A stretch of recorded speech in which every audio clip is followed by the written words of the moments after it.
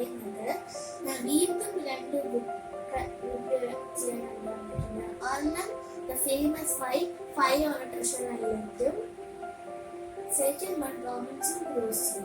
അപ്പോൾ famous five എഴുതിയത് Enid Blyton ആണ്. പിന്നെ റോബിൻസൺ ക്രൂസോ എഴുതിയത് ഡാനിയൽ ഡെഫോ.